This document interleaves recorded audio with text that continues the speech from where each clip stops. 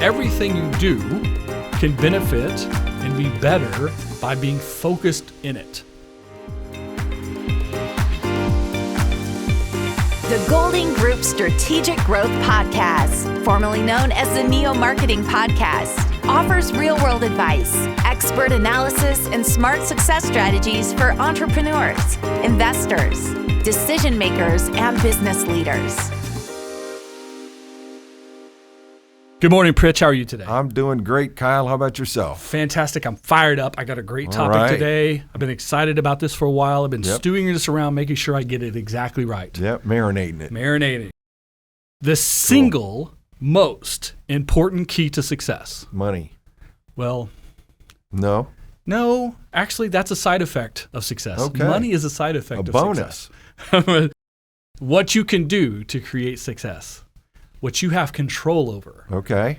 your discipline, your focus. Focus is the key. If I have to break down a single word, a discipline, a concept, execution, an action, focus is the most important thing you can do to run a successful business, to be successful in your career, to create a successful event, whatever it is you're trying to achieve. Yeah. The most important aspect is focus. Perfect. So I'm going to break it down for you today. Okay, let's do it. So rock and roll. Why do I think focus is the key? Well, first of all, focus allows for clarity, simplicity, consistency, meeting expectations, listening to your audience for adjustment, avoiding mixed or multiple messages, and it takes advantage of the 80-20 rule. We're going to explain all of this in a minute. And disciplined decision-making. Okay, perfect. These are all of these things. That's a long list. It is a long list. I'm going to break these all down for you. But all of the things that come from being disciplined in your focus. Mm-hmm. So right back up to the top of the list, clarity. Clarity. The more Not focused. Claritin, clarity. It's springtime. You might need some Claritin. But today we're talking about the clarity that comes from focus. When you're very focused, when you get down to singular ideas in their simplest form. Right. The clarity that comes with it. Because you avoid, you get your focus away from all of the noise and associated things and get to the core of the issue. What is the core? What is the most singular, most specific item that you're dealing with? And then you expand out from there. Well, you get rid of all the periphery. Right. All the distractions. That clarity comes from simplicity. Mm-hmm.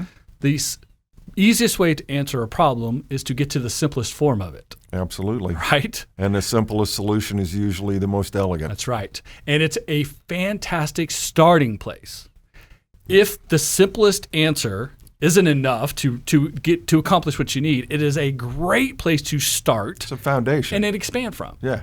As opposed to trying to float around to multiple places to start by focus, clarity, and simplicity.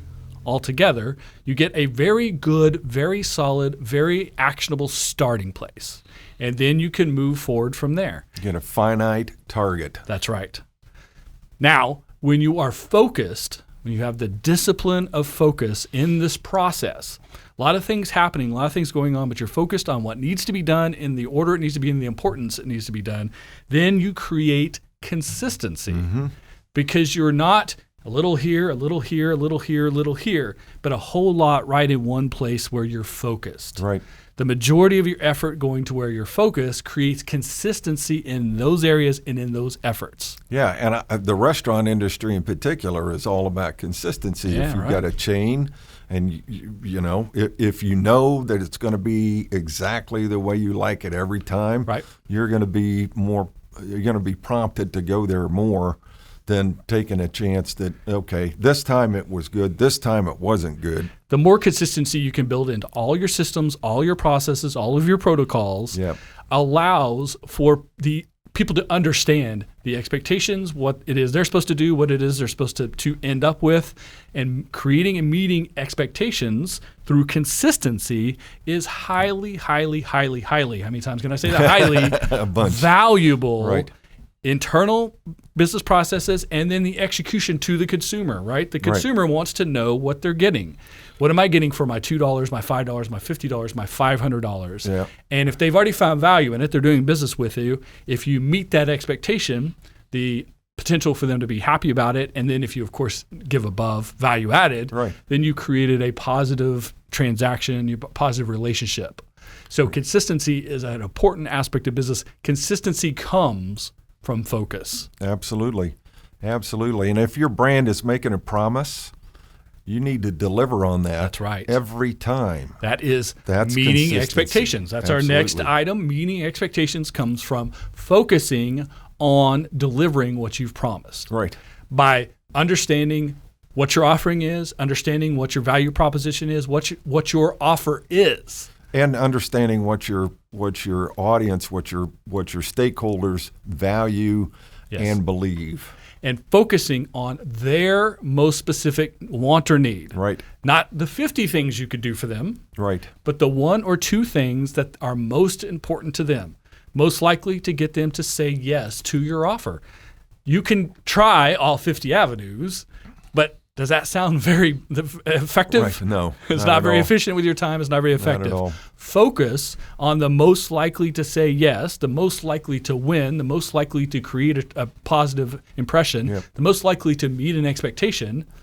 How could you lose? There you go. There you go. Most likely is what you want to focus on by setting and then meeting expectation. That comes from staying focused on 1 or 2 strong selling points. Absolutely. Too many people we talk to in business on a regular tell us like, okay, I have the best price. I have the best availability. I have the best staff. I have the fanciest store. I have the longest hours. I have the best website. I have the best app. I have the nicest people. I have, oh my gosh, you can't have it all.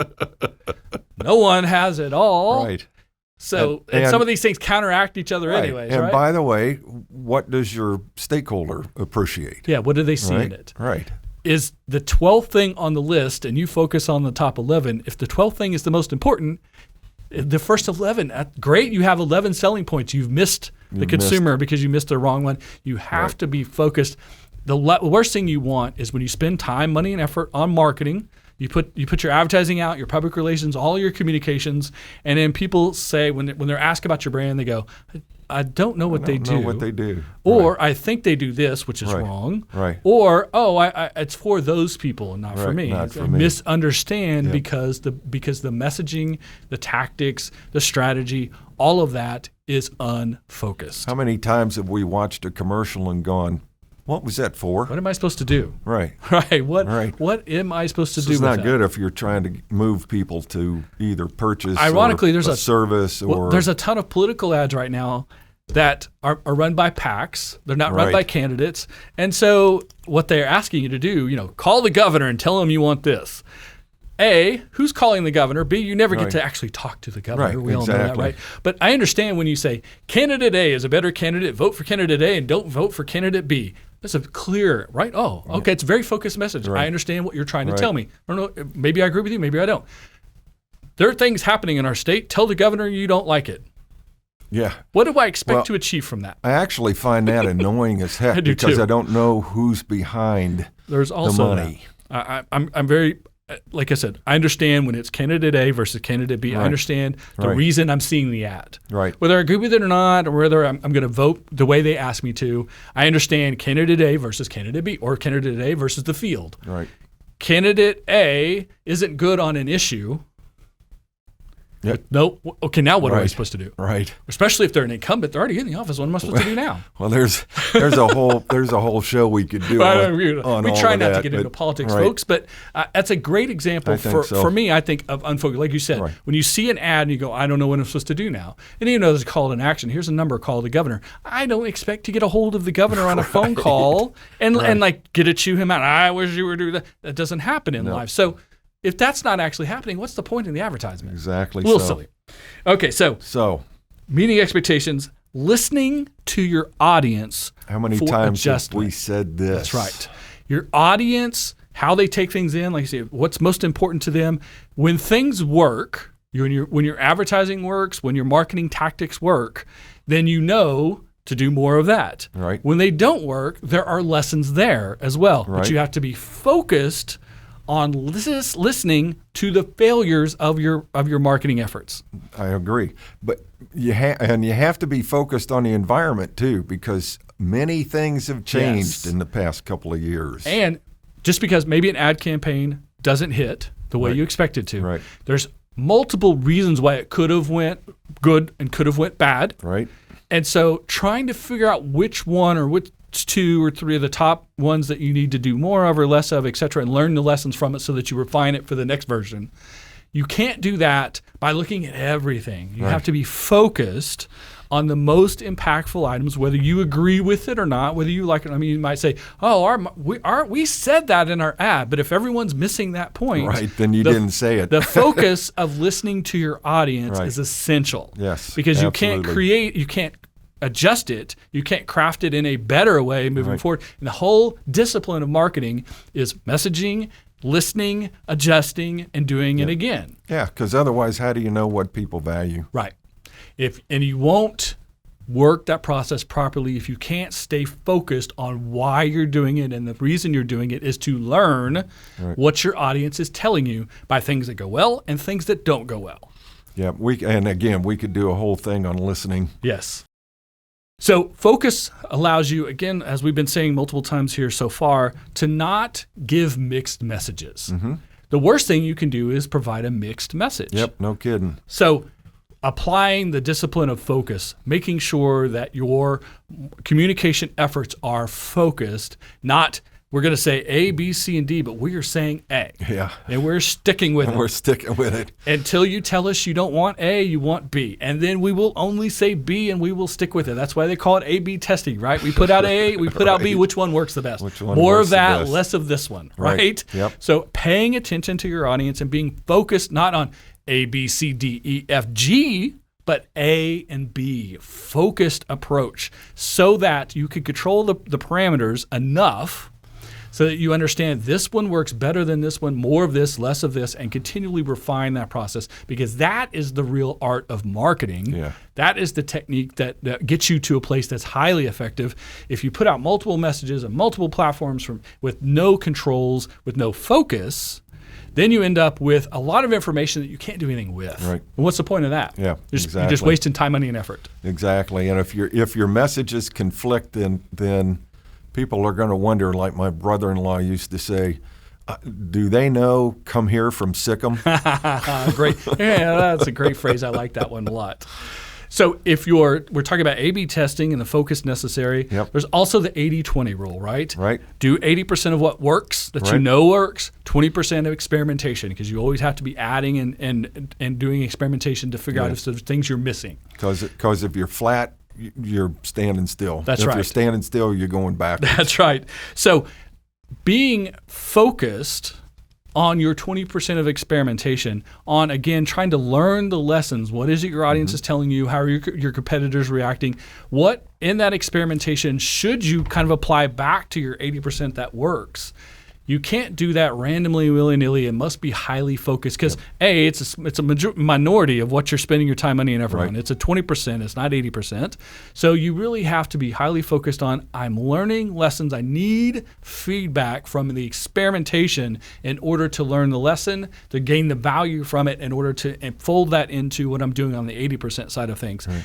If you don't, you won't learn anything new, and you'll just continue to do the same thing over and over again. You won't advance. You won't progress. You won't be innovative. And then you can't figure out how come and then you lose your audience. Right. That's right. Because why isn't this working? Yes, because you've trod too far over that. You've beaten down that path for too long.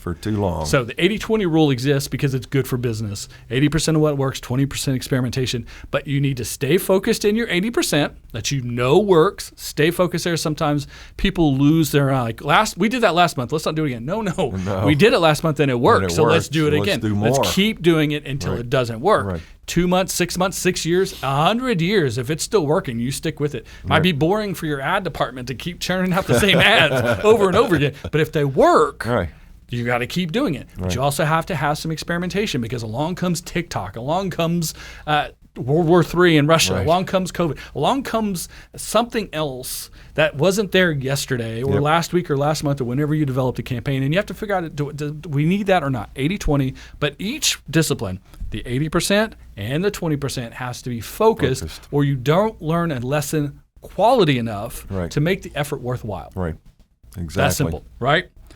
So you have to be very disciplined in that. You have to be disciplined as a decision maker. Oh, boy, howdy. When you're in charge, when you are putting the pedal to the metal, when you're the rubber to the road, when you make the decisions, when you write the checks, you have to be disciplined. None of us have an unlimited bank. Well, Elon does, but maybe the rest of us don't. But he had to sell $3 billion of his Tesla stock to afford. Anyway, so all of you out there with that kind of money, go have fun with it. Do whatever you want. Exactly. The rest of us have to be disciplined in our decision-making process. Every process, because it costs us time, money, and effort. Right. Sometimes it attracts the right audience. Sometimes it attracts the right employees and retains them. Sometimes it repels them. So focus on what's right, what's working, what's beneficial, doing the right thing, not trying to just randomly do things just because or because I ran out of time or I'm just stressed out or just because that's how I want it. Right. But disciplined decision making. Focus on what works, what can be repeated, what needs to be repeated, what's beneficial, what returns ROI, what returns better than you put into it, right? Yeah. That's the whole point of business. You got to be profitable. Right. The only way to be profitable is to be disciplined in your decision-making process. That discipline comes from being focused. Well, and we've all worked for bosses who've shot from the hip, right? Yes. Or worse. And it's frustrating. Ready, fire, aim. Yeah, right. Or just because I said so, or just because how I want it, this or is how we've always done it. The giant reddest of red flags, right? The super. Exactly. We will examine that because you answered with how. That's how we've always done it. Yes. Great. Yeah. Is it 1950 anymore? No. Nope. It doesn't matter how you've always done it. It's not even 2019 That's anymore. That's right. It's not pre-COVID. It's not post-COVID. It's not last week. It's today. How do we need to do it today? Right. Which is a perfect segue into something I didn't mention before. So those are the disciplines that come with focus. The reason focus is so important is ultimately running a successful business is management of change. Right. Business is always changing. All of the things that go into a business, all the competition, all of the parameters in the market, some things you can control, some things you can't. But running a successful business is, as simple as you can say it, the management of change. Absolutely. Every day is different. Absolutely. How will you manage that change? That change, the best way to manage that change is to be disciplined in your focus. Focus. And focusing on the disruptions that cause that change. Yes. Focus on what's happening, what's changing, why it changed. Can you control it? Is it within your control or is it outside of your control? Is it something that is going to affect your bottom line today, next month, next year, etc.? So you have to be focused in all these areas and always coming back to the decision that makes sense across multiple ways of getting to it. But you can only do that if you're focused in your process. Absolutely. And you may not have make a decision or have a solution that completely solves the problem.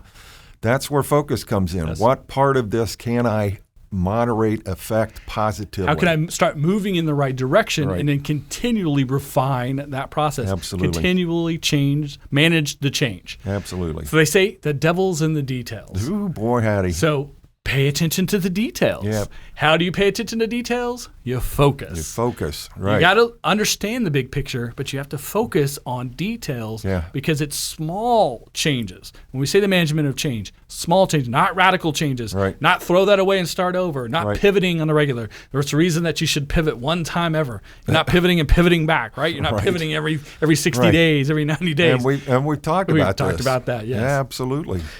Pay attention to these small details, make these small adjustments, move in the direction of a better outcome. And that attention to detail will allow you to find and make the adjustments necessary. Yeah. And anecdotally, when I was learning to fly and I got into an advanced jet, it was so sensitive on the controls. We called it pilot-induced oscillation. So you go up and down and up and down. So you really had to fine-tune. And this is what we're talking about, small changes. Yeah, absolutely. Small changes. Also, through focus, through your process, you might understand that there are 10 things that need to be changed. Right. Where do you start? Focus on the most impactful change. Right. You start with what has the biggest impact. Right. Some people like to start with the easiest, right? The low-hanging fruit. Right. Well, it's low-hanging fruit for a reason. It doesn't really do much. Right. If you're focused on the biggest impact, even if it's the hardest thing to do, the most expensive, etc., but if it has the greatest impact, then why wouldn't you start there? Absolutely. So focused on what is the most impactful and focus on what's the right thing to do. Bam. And we've talked about this. We talked about it many times on this podcast about doing the right things for all the right reasons. It serves you, it serves your organization, your business, it serves your employees, it serves your customers, your clients, the people you interact with, your subcontractors, your vendors. Everyone in the process benefits when you make decisions for the right reasons, when you are civil and decent and you think about putting people first, the golden rule. Right? Absolutely. That adherence to those ideas come from focus.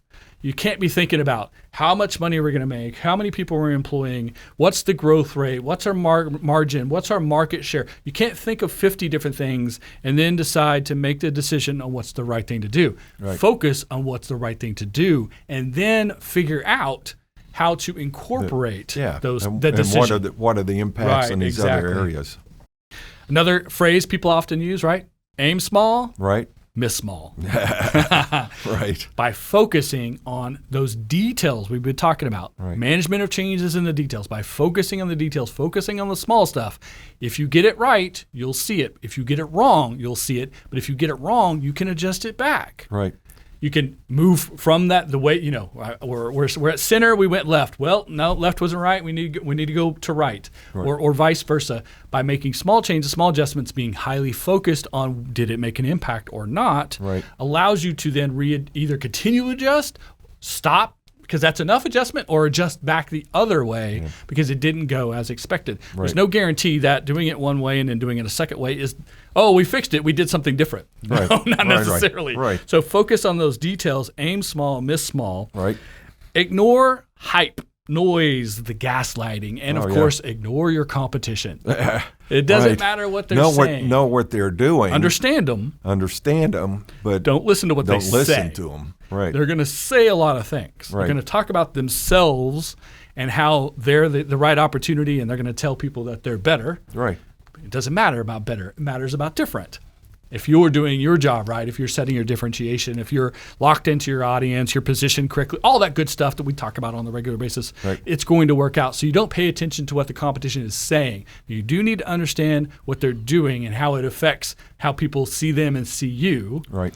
But your decision-making process are all the other things we've talked about today. And the last thing you focus on is, well, what about the competition? Right. You need to understand it, but it needs to be the last factor in your decision-making process. Yeah, absolutely. Ignore short returns. Yeah, it's a long play as opposed to That's right. You should be focusing on the long play. The long dollar is more important than the quick nickel. Right. Too many people, they lose tomorrow's dollar because they get today's dime. Right. Don't focus on today's dime. Focus on the big picture. Focus on the dollar. Focus on what it is you're doing, what you're building, what you're achieving, what your brand is, and it goes back again to position, your audience, all those things. Right. Understand it. Stay focused on it. Don't try to make those big Titanic moves, those big pivots and big massive changes on a regular basis because you're confusing your audience and you're making those decisions for the wrong reasons. Focus on the big picture, the long play, and have patience because that's ultimately how businesses become successful is patience in the long play. Yep. You can't stick on the long play if you don't focus on it. Right. If you get into how much money did I make today? Can I make another sale today? What can I do today? That's you get into used car sales, right? Hey, what it's going to take to get you in this beauty, right? I'll make you a deal, right? And you end up losing money on the deal because you were just desperate to make a deal. That's focus on today, on short money, on today's dime and not tomorrow's dollar. So focus on the big picture, ignore the short returns. And then ignore incomplete data. Right. The early returns, right? The fast info is often wrong. Well, we've talked about this in crisis as well. Right. The first information is always wrong. It's always wrong and continually gets a little better until eventually you get all of the data in the entire picture.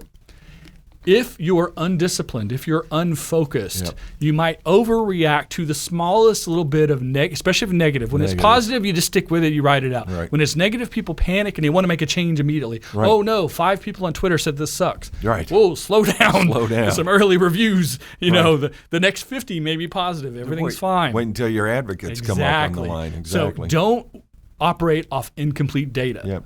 Don't operate off those early returns. It goes back to short money and early returns. Focus on what it is you're building, what it is you're achieving, the strategy that you laid out for yourself, the goals, objectives, all of those things. Let them run their course and then manage the change at the small end, at the most detailed end. Make those small moves, aim small, miss small, all of that. If you stay focused and disciplined in this process, you will make the right moves for the right reasons because you're learning through the continual two-way conversation. Right.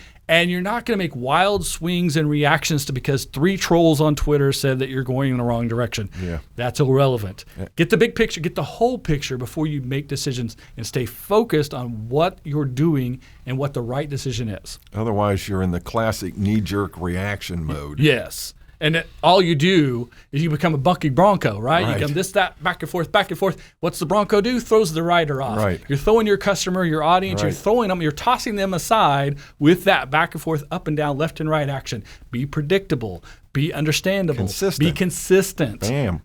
Create expectations and then meet those expectations. Absolutely. It's that simple. That's why you have to ignore the competition because you're setting your own expectations and meeting those expectations. Every bit of this comes from the discipline of focus. Focus on the plan. Focus on the strategy. Focus on what you've decided to do because you had the complete set of information. You understood it. You worked with your team. You worked with experts. You put together a strategy, a plan in place, and then work it. All right. Manage the adjustment. There you go. Manage change. So the reason focus is so important, the reason I wanted to dedicate an entire episode to one word, focus, is all of the things we've talked about touch every aspect of a business. You can be focused and disciplined in every department in a business, in every action of those departments, in every day's tactics. Everything you do can benefit and be better by being focused in it. Absolutely. Don't just go through the motions. Don't be routine. Do things that are regular and systemized and expected, but do them with focus, understanding I want to achieve 100%. I want to do my best every day. I want to meet the expectations of my boss and in my department and what I need to achieve so that everyone else in the business can achieve what their goals are. And focus allows everyone in the business to do that. Absolutely. So there's no downside I don't think there is. To focusing on focus. I don't think so. I don't think there is a downside. And when you pay attention to everything you do, when you have focus on everything you do, when you are trying to be the best at everything, every system, every routine, you can achieve better. You can create excellence by just being focused on everything you do, by bringing that concept and execution to everything you do. Everyone in the organization, if everyone in the organization is doing a great job, what's the organization doing? A great job. A great job. Yep. And that comes from discipline and focus and attention, especially attention to detail. Right. That's where the action happens. Absolutely. That's where the magic happens. There it is. Now, I'm going to give you guys one downside. We'll play devil's advocate here. You can have too much focus. Well, or focus on the wrong thing. Yes. Or using the need for focus as a crutch or an excuse for not making a decision and putting into action. Right. We call it a paralysis by analysis. Absolutely. Not doing anything because you're afraid you don't have the full set of information or whatever is not the right answer because we said it's management of change, continually changing. Every day is different. You're going to change something. You're going to manage that change different every single day. So you can't wait to do certain things. You need to be as informed as possible, but you have to keep moving. The train's got to keep moving. Right. We're going down the track, right? We're off the cliff, and we got to build the plane on the way down. Right. We can't stop. We don't have time for timeouts. Well, and as you were talking, focusing on the wrong thing, your example earlier, if 5 people on 5 trolls on social media are harping at you, barking at your heels, who cares? I mean, but that's focusing on the wrong thing. Yes, focus in the wrong place, and in using focus or the need for additional information or needing more to make a decision. Right. can only go so far. And this is where there's a whole lot of common sense and a whole lot of situational awareness goes. And if you're the leader of the business, you're a decision maker, you should have experience to understand how to balance these things out. There's a balance here. So you want to be as focused as you possibly can be until it slows you down. Right. Because it becomes a detriment. The slowdown or the stop is definitely more detrimental than making a decision that isn't completely informed. So make as informed of a decision as you can, as focused as you can on the timeline necessary. Don't stop to make the decision. Sometimes you just got to go, this has been working. This has got to be mostly right. My gut tells me it's right. All of our collective experience tells us it's all right. We're going to go with it. If it's not, we'll make the adjustment later because we're continually paying attention to the process. Right. So sometimes you just got to small changes. Make those decisions, move forward, make the small changes. The bigger a change is, the longer that decision-making process should be. When you start talking about, we're going to pivot this business, that better be a 12-month conversation. Right, at least. Now, occasionally, something like COVID shuts the whole world down and everyone had to pivot in 30 days. But that is the extreme, the exception to the rule. In a typical situation, something massive like a pivot or shutting down the business altogether or changing the business model should take a long time with a ton of conversation and have a complete picture of every bit of information that comes along, pros, cons, etc. Right. Hey, we're going to make this adjustment one way or the other. We're going to do extra Instagram ads this week, or we're going to do more on Twitter. We're going to focus on Facebook. We're going to focus on X, Y, and Z. These are small day-to-day decisions that need to happen on the fly to keep things moving. And the decision-making process is a lot smaller, so it's a lot shorter, so it's a lot quicker and necessary. It still can be focused. Absolutely. Just don't let focus be an excuse to not do anything. Because that's a lack of focus when you do nothing. Absolutely, when you do nothing. And sometimes that's appropriate, but it's very rare. Very rare. That's why I said it's last. You see, so we talked about 30 minutes about focus and 2 minutes about the downside to potentially too much focus. Right. So that's the balance right there. It's 98 to 2. 98 to 2. Right. Focus, folks. Add the discipline of focus to everything you do. That attention to detail will result in excellence. Perfect. That's our lesson for the day. There you go. We appreciate you guys so much turning into the Strategic Growth Podcast, formerly the Neo Marketing Podcast, the Strategic Growth Podcast, because that's what we do. We create strategic growth with our clients and with anyone listening to this podcast because we love sharing this information with you. Absolutely. Love being here with you today. That's right. So please, hit the subscribe button, leave a comment, leave a review, tell a friend, follow us on social media, throw out some questions or comments. If you agree, disagree, tell us what you want to hear on future episodes of the Strategic Growth Podcast. Until next time, good luck. Ciao. Thanks for listening to the Golding Group Strategic Growth Podcast. Make sure to subscribe so you never miss an episode. Tell a friend, leave a review, and engage with us on social media. To contact us, please visit thegoldinggroup.com.